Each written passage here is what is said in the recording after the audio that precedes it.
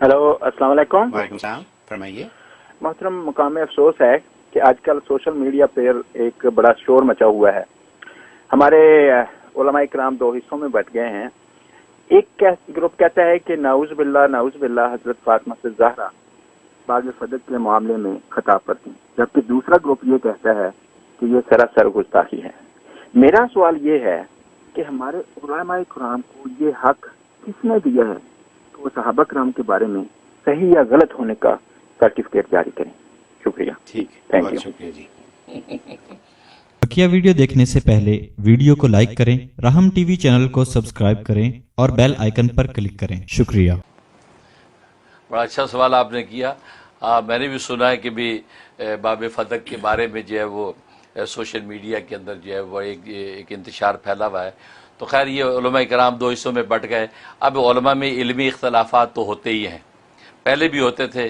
पहले social media नहीं था तो दरसगाहों में हो जाया करते थे, मदारिस में होते थे और सोशल मीडिया पे बात पहुंचती नहीं थी। अब सोशल मीडिया, अब पूरी दुनिया एक ग्लोबल विलेज बन गया, तो सोशल मीडिया पे झट से सांस भी लेते तो सोशल मीडिया पे पता चल जाता है।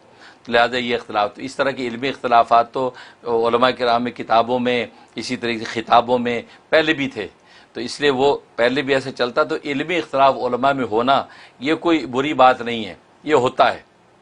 इसलिए तो हदीस में भी नबी पाक सल्लल्लाहु अलैहि वसल्लम का इरशाद है कि इख्तलाफ उम्मती रहमतुन, मेरी उम्मत का इख्तलाफ रहमत है, लेकिन बशर्तिया के नेक नियति के साथ हो और उसके अंदर किसी किस्म की बदनीयती ना हो या मौजू को ऐसा सेंसिटिव ना हो कि जिसको छेड़ कर जो है आप किसी मुश्किल के अंदर पड़ जाएं। तो पहली बात तो ये। दूसरी बात ये कि बाब फदक के हवाले से जो नुक्ता नज़र है, असल में ये नुक्ता नज़र ऐसा है कि इसमें जो है एक तो खुद सुन्नी उलमा है, दूसरा उसके मुकाबले में शिया उलमा है। तो सुन्नी शिया ये दोनों दो मद्दे मुकाबिल दो या मज़हब हैं दुनिया के अंदर। ये एक ऐसी हकीकत है जिसका से इनकार मुमकिन नहीं है। लिहाजा जो शिया मज़हब है वो बाब फदक के हवाले से उनकी अपनी तारीख़ी रिवायात के अंदर जो तफसीलात हैं वो उसको देखता है, और जो सुन्नी उलमा हैं उनकी जो है वो बाब फदक के हवाले से जो तफसीलात है वो उनको देखता है। लिहाजा जो नतीजा ये कि आज भी क्योंकि शिया सुन्नी का जब भी मसला उठाना मकसूद होता है तो वो ये इस तरह की मसाइल छेड़ दिए जाते हैं। तो मेरा अपना एहसास ये है कि असल में इसके पीछे जो दरपर्दा वो पॉलिटिकल इशूज़ हैं, ये सियासी इशूज़ हैं कि पाकिस्तान में शिया सुन्नी के हवाले से काफ़ी हद तक अल्हम्दुलिल्लाह आपस में इत्तेहाद बैनुल मुस्लिमीन की एक मुहिम चलती रही, आपस में एक दूसरे से मिल के, क्यों कि बड़ा दुश्मन इस वक्त हमारे सामने है, हमें हिंदू बहुत बड़ा दुश्मन हमारे सामने है और मगरबी ताकतें इस्लाम को नोचने के लिए बैठी हैं।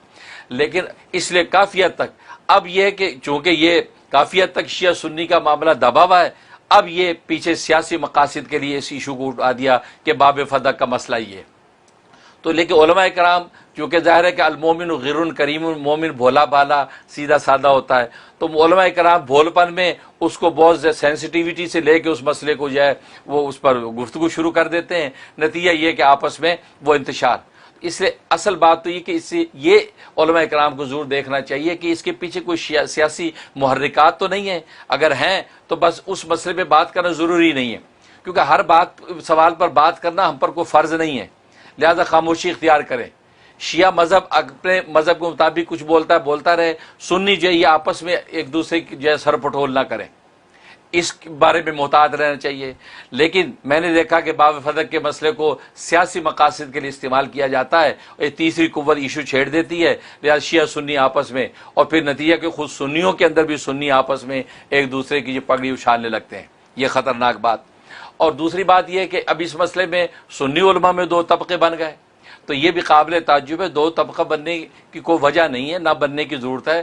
क्यों कि हज़रत फातिमा ज़हरा रज़ी अल्लाह तआला अन्हा का जो बाब फदक का जो किस्सा है वो तो खुद हज़रत फातिमा रज़ी अल्लाह तआला ज़िंदगी में इसका फ़ैसला कर चुकी हैं। मतलब यह कि जब उन्होंने हज़रत अबू बकर सिद्दीक़ रज़ी अल्लाह तआला अन्हु के सामने जाके अपना मुद्दा रखा, और अबू बकर सिद्दीक़ रज़ी अल्लाह तआला ने जब नबी करीम सल्लल्लाहु अलैहि वसल्लम की हदीस उनके सामने पेश कर दी कि नाहनु ना माशरुल अंबिया, हम जो अंबिया की जमात हैं, ला नूरिस वला नूरसु, हमारा जो तरका होता है उसमें जो वो तकसीम नहीं होती, मीरास नहीं होती, हम ना किसी के वारिस बनते हैं ना जो हम जब मुरिस बनते हैं। ہے. تو یہ اور آگے فرما دیا کہ ما ترکنہ صدقۃ، کہ جو ہم چھوڑ کے جاتے ہیں وہ صدقہ ہوتا ہے، وہ بیت المال کا جو اہل اسلام غریبوں کے اندر تقسیم ہوتا ہے تو وہ صدقہ ہوتا ہے. تو نبی نے یہ فیصلہ، نبی کا یہ فیصلہ ابوبکر صدیق رضی اللہ تعالیٰ نے جب حضرت فاطمہ الزہرا رضی اللہ تعالیٰ کو سنا دیا، تو کیا اس کے بعد کوئی ثابت کر سکتا ہے کہ حضرت فاطمہ الزہرا دوبارہ کبھی جو حضرت ابوبکر صدیق کے پاس یہ مطالبہ لے کے آئی ہوں؟ انہوں نے آمنا و صدقنا کیا، بہت اچھا ہے، اور وہ اس کے بعد اپنے گھر آ گئی. بلکہ ابوبکر صدیق رضی اللہ تعالیٰ عنہ دوبارہ جو ہے حضرت فاطمہ الزہرا رضی اللہ تعالیٰ عنہ کے پاس گئے اور حضرت علی رضی اللہ تعالیٰ سے اجازت مانگی کہ اجازت ہو، میں بات کرنا چاہتا ہوں. پھر گفتگو ہوئی، وہاں بات ہوئی. بات کیا کہا کہ میں تو وہ ہوں کہ میں اپنی جان، مال، اولاد ساری آپ کے ابا جان پہ قربان کر دی. مجھے خدا نہ خواستہ یہ ایک باب فدق، اور باب فدق آپ کو پتہ ہے کتنا بڑا باغ ہے، کتنا بڑا، آپ جا کے دیکھ لیں، ابھی بھی سعودیہ میں ہے، دیکھنے والوں نے دیکھا ہے. اس میں تو کھجور کے 13 درخت، کھجور کے 13 درخت اس کے اندر آتے ہیں. اور میرا خیال ہے کہ پتہ نہیں کتنا بڑا ہوگا 13 درختوں میں. آپ ایک اچھی مناسب مسجد کا سین ہے بھائی، اتنی بڑی، اتنی جگہ ہے.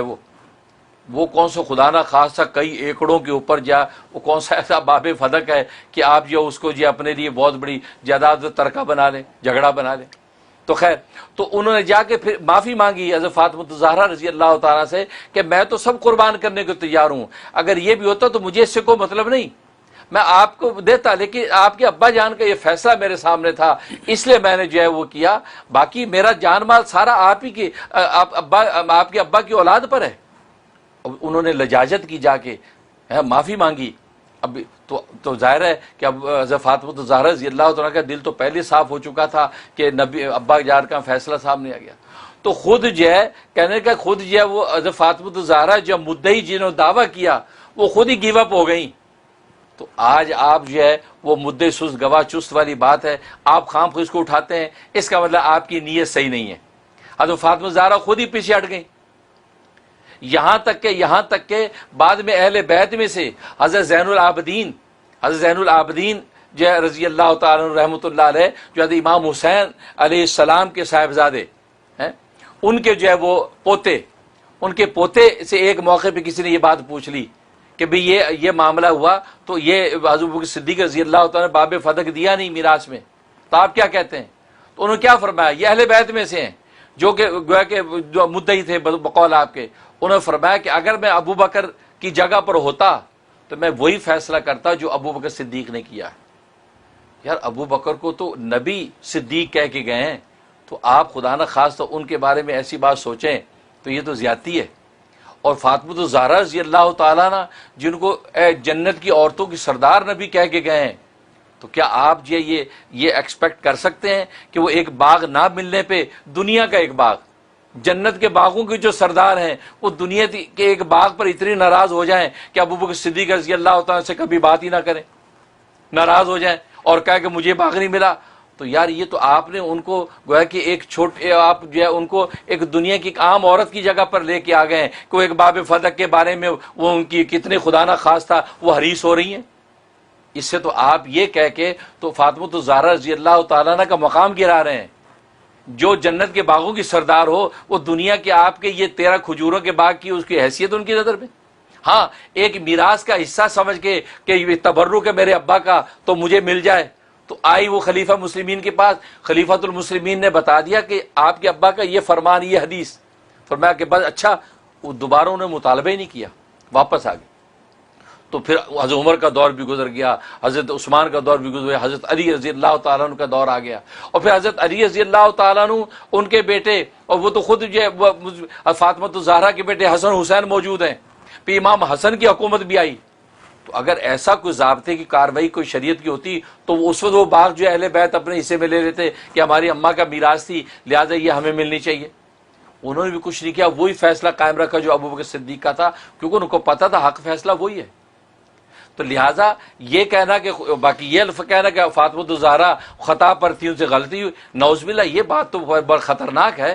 کیونکہ حضرت فاطمہ تو زہرا جن کو وہ جنت کی عورتوں کے سردار قرار دے دیا، اور ان کے بارے میں آپ سمجھتے ہیں کہ وہ باب فدق اس لیے لینے گئیں کہ دنیا کی حریص تھی؟ نہیں، وہ تو تبرک سمجھ کے کہ ابا کی میراث کا تبرک ہے، مجھے مل جائے.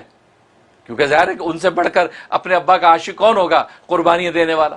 تو اس لیے گئی تھی. لیکن جب حدیث سن لی, ضابطہ ابا کا پتہ چل گیا, کہا کہ اچھا بس صحیح ہے, ٹھیک ہے, ضرورت نہیں.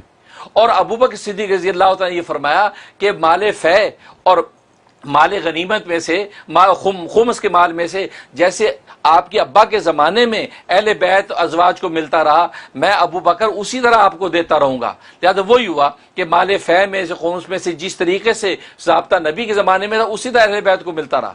اس میں حضرت فاطمہ الزہرا کو بھی ملتا, آپ کے ازواج کو ملتا, سب کو ملتا. تو اگر وہ میراث میں تقسیم کی بات تھی تو ابو بکر صدیق رضی اللہ تعالیٰ عنہ خدا نہ خواستہ شریعت کے صریح حکم کے خلاف کیوں کرتے؟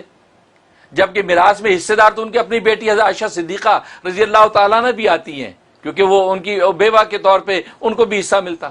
پھر حضرت عمر آگے, ان کی بیٹی حفصہ رضی اللہ تعالیٰ عنہ وہ بھی میراث میں حصے دار بنتی. حضرت عمر پھر فیصلہ کر دیتے کہ کسی نے کوئی فیصلہ نہیں کیا. کیوں؟ کیونکہ خود حضرت فاطمہ زہرا رضی اللہ عنہ نے ابو بکر صدیق کی صداقت کو مان لیا, اور اس کے بعد وہ کبھی اس مسئلے میں کبھی انہوں نے آپ سے رجوع نہیں کیا, اور یہ اپنے اللہ کو ملی اور وہ جنت کی عورتوں کی سردار بن گئے. اس لیے علماء کرام جو ہے اس میں شک نہیں کہ احتیاط کے ساتھ ہمیں گفتگو کرنی چاہیے. کمی بیشی اگر ہو جائے فوراً اس کی معافی مانگ لے, کیونکہ وقت پت زیادہ نہیں ہے, پتہ نہیں کب اللہ کے سامنے کھڑے ہو جائیں اور وہاں جو ہے اہل بیت کے سامنے پیشی ہو تو شرمندگی ہو جائے. تو اگر کوئی ایسا لفظ, جب وہ کہتے ہیں نا کہ زبان پھسل گئی ہے, وہ اگر ایسی زبان پھسل گئی لفظ ایسا کہہ دیا تو اس کو فوراً معافی مانگے, جی معافی چاہتا ہوں, کیونکہ بہت بڑے مقام ہے اہل بیت کے. اور پھر فاطمہ الزہرا رضی اللہ تعالیٰ ان کا مقام, اللہ اکبر, اس کا آپ تصور نہیں کر سکتے. اس مختصر وقت میں آپ کو کیا بتاؤں کہ جب وہ میدان محشر میں نکلیں گی تو ملائکہ کو بھی نگاہ اوپر اٹھانے کی اجازت نہیں, ملائکہ بھی نیچے نگاہ کر لیں گے, اتنے حیا کے پردوں کے اندر وہ جنت میں داخل ہوں گی. تو بی بی فاطمہ کا تو فیض جو ہے پورے عالم میں, اس لیے اس قسم کی گفتگو نہیں ہونی چاہیے. اصل میں یہ وہ فیصلہ جو میں آپ کو بیان کر رہا ہوں, اس میں کسی پر کوئی بدگمانی ہمیں کرنے کی ضرورت نہیں. نہ ابو بکر صدیق رضی اللہ عنہ کی صداقت پر آپ کو اعتراض ہونا چاہیے, نہ فاطمہ الزہرا رضی اللہ تعالیٰ عنہ کی حیا اور خودداری اور استغنا اور جو ہے وہ للہیت کے اوپر ہمیں کوئی حرف بولنا چاہیے. کیوں کہ وہ تبرک کے طور پہ ان کو درخواست کی تھی, نہیں ملا تو انہوں نے کہا ٹھیک ہے یہی ضابطہ میرے لیے قابل قبول ہے. تو خطا پہ کہنا اس میں شک نہیں کہ یہ جو ہے سمجھو یہ زیادتی ہے. جن حضرات کے زبان سے نکل گیا ہے تو اس میں اگر رجوع کر لیں اور کہیں کہ یہ خطا کا لفظ جو ہے میری نیت کچھ اور تھی اور میں یہ لفظ خطا کا میں کہہ بیٹھا ہوں, تو میں معافی مانگتا ہوں اہل بیت سے بھی اور بی بی فاطمہ سے بھی, اور جو اہل اسلام جن کا دل دکھا ہے مجھ سے بھی معافی مانگتا ہوں. معافی سے بلندیاں ملتی ہیں, پستیاں نہیں ملتی. کیونکہ آپ کو پتہ ہے انسان کی بنیاد معافی سے شروع ہوئی ہے. بابا آدم زمین پر اترے, زمین پر اتر کے سب سے پہلا کام انہوں نے معافی کا کیا, سب سے پہلا کام معافی کا کیا ہے. اور انبیاء کی زمینیں جب اس زمین پیغمبرانہ زمینیں جب کاشت ہوئی ہیں تو اس کی بنیاد معافی پر ہے کہ بابا آدم زمین پہ اتر کے سجدوں میں گر کے معافی مانگتے رہے. تو جس انسان کی ابو الانبیاء کی بنیاد معافی پر ہے, تو آج مجھے اور تجھے جس کی کوئی حیثیت نہیں معافی مانگتے شرم آئے؟ نہیں, بابا آدم نے معافی مانگی اور بنیاد ڈال دی کہ انسانوں کی زندگی کا آغاز معافی سے ہوا ہے, اور جب مرنے لگتا ہے اس وقت بھی معافی مانگ کر جاتا ہے. تو جس کی ابتدا انتہا معافی پر ہو, درمیان میں اگر کوئی ایسی بات ہو